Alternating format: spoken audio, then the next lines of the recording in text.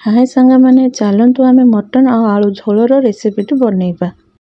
चलतु रेसिपीटी स्टार्ट करिबा। मु नेछि एठी 1 केजी मटन। एठी मु मुसेछि हळदी गुंड, काश्मीर लाल लंका गुंड, मीट मसाला, दही और सरिष तेल। आको आबे मिसेकी गुड आधा घंटा मैरिनेट करी रखि दबा। एठी मु पकेछि सरिष तेल और 2टी पियाज छोट छोट करी काटी नै पकेछि। देखंतु फ्राई हे गला मु तेतरे पके देली भृसंग पत्र। टिके फ्राई हो गला पर मैरिनेट करी रखिथिबा मांस को सेतिरे पकेकी मिसेई देबा। चलंतु नेक्स्ट प्रोसेस को जिबा। मसला तैयारी करि नेबा।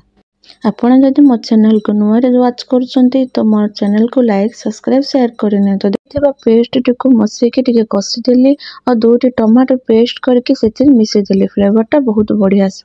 मु एठी पकेछि हळदी गुंड, लाल लंका गुंड, मीट मसाला, लूण टिके पकेकी मिसेई देली। मटन पय बेसी पानी ही यूज करबा तो भल भाबरे सिजिबो। चलंतु एठी मटन रे पकेया पे आलू भाजी नेबा। एठी मु 3टी आलू को 2 खंड करी नेछि। देखंतु केते सुंदर भाबे फ्राई हे गला। गोटे प्लेट रे आको काढी नेबा। मटन एठी आधा सिझी आसिलानी। सेतिरे आलू ऐड करी नेबा। टिके मिसेई देबा। एठी मु मीडियम फ्लेम रे छाड़ी देइथिले सिझबा पे। देखंतु केते सुंदर सिझी जायछि। केते सुंदर कलर भी आसीछि। आपण मानको मो रेसिपी केमिते लागिला मो कमेंट बॉक्स रे कमेंट करी कहंतु। बाय।